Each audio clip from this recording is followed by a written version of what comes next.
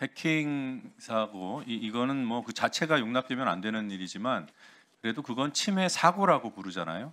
그런데 그 이후의 대응 과정에서 은폐, 뭐 축소 이러한 부분은 범죄의 영역입니다. 앞선 답변을 들어보니까 뭐 해야 될 처리해야 될 분량이 많다, 그러니까 업무량이 많다고 표현하신 것 같고 또 시간이 많이 걸려서 그렇지 은폐 축소의 의도는 없었다, 이런 취지로 답을 했고 초기에 또 침해가 아닌 스미싱으로 의심하는 그런 판단의 뭐라고 할까요? 실수라고 할 수 있는 그런 취지의 답변, 그러니까 역부족이었다는 얘기죠. 뭐 은폐나 또는 축소의 시도는 아니었다. 지금 국회 증인으로 나오신 KT라는 국가기관통신사의 대표가 이렇게 답을 했습니다. 그런데 지금 드러나 있는 여러 가지 사실관계를 보면 지금 솔직하게 은폐 축소했음을 인정하고 사과하고 앞으로라도 그런 일이 재발하지 않겠다라고 약속하셔야 됩니다. 오늘 조금 전까지 하셨던 발언은 제 판단으로는 은폐 축소의 연장선이에요. 왜 그런지 구체적으로 설명을 드리겠습니다. 드러나 있는 사실관계 그대로 보시고 다시 한번 본인의 입장을 밝힐 기회를 드리겠습니다. PPT 보겠습니다. 저희 의원실에서 KT 질의해서 받은 답변으로 만들어 놓은 사건 일지예요. 7, 8월 상황은 언급도 안 하겠습니다. 9월 상황만 보세요. 9월 1일에 광명경찰서로부터 통보를 받았어요. 인정하시죠? 그냥 통보를 한 게 아니라 소액결제 피해라고 그렇게 통보를 해왔습니다. 그런데 어찌된 일인지 9월 4일에서야 KT는 원인 파악을 시작했다고 했어요. 이 4월 동안 도대체 무슨 일이 있었나.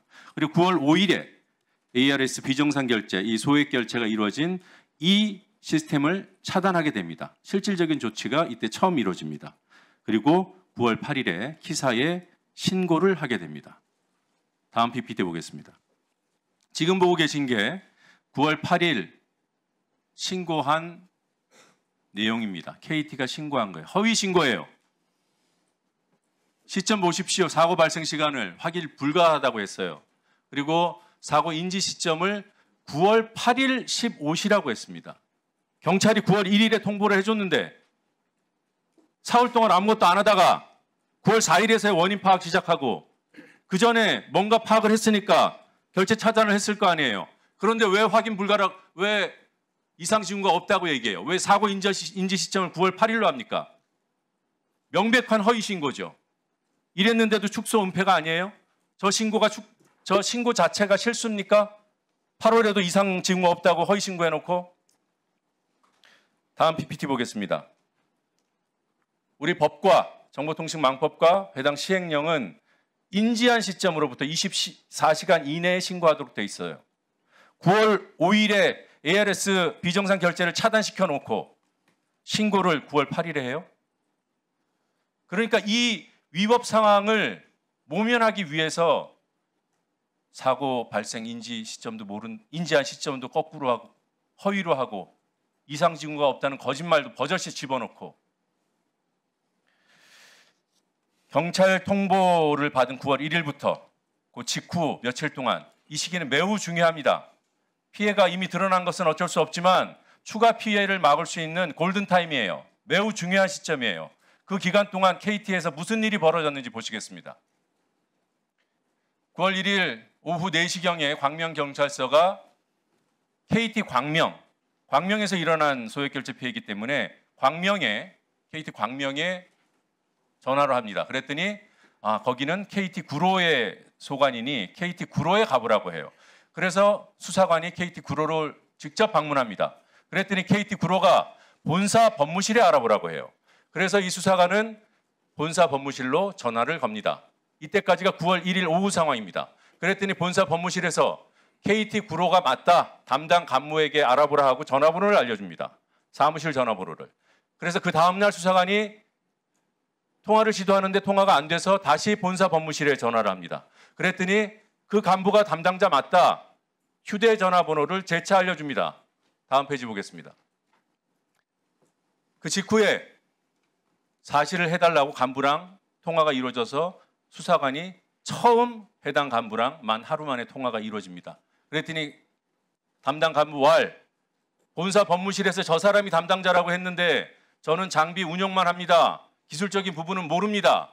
그래서 수사관은 또 헤맵니다. 그래서 법무실에 다시 문의를 합니다. 그랬더니 경찰에다 피해자 신원 정보를 요구해요. 경찰이 안 줬어요. 그랬더니 재차 이번에는 본사 법무실에서 수사관한테 전화를 해서 또 달라고 해요. 이걸 언론이 뺑뺑이라고 보도하더군요. 저희 의원실에서 이 상황을 파악해서 언론에 알렸더니 뺑뺑이라고 표현합니다. 뺑뺑이 맞잖아요. 이래놓고 역부족이었어요? 이래놓고 일할 분량이 많아서 놓친 거예요? 어디 국회에 나와서 거짓말을 합니까? 이건 능력과 전문성의 문제가 아닙니다. KT라는 조직이 완전히 망가졌다는 증거예요. 그냥 망가진 정도가 아닙니다. 이 상층부에 뭔가 문제가 생기면은 숨기려고 하는 이 음험한 이 조직 문화가 KT 전체를 국가기관통신사가 아니라 글로벌 기업이 아니라 매우 후진적이고 부조리한 그런 기업으로 전락시켜버린 거예요. KT 직원들한테 창피한 줄 아십시오. KT를 사용하고 있는 고객들에게 책임감을 느끼십시오. 앞선 우리 의원들 직에 관한 질의했을 때 뭐라고 답했습니까? 대표이사 지금 직에 대해서는 얘기할 시점이 아니다. 부적절하다. 어디 국회에 나와서 부적절을 따집니까? 수습에도 별 도움이 안 될 것 같아요. 여기 나와 계신 분들.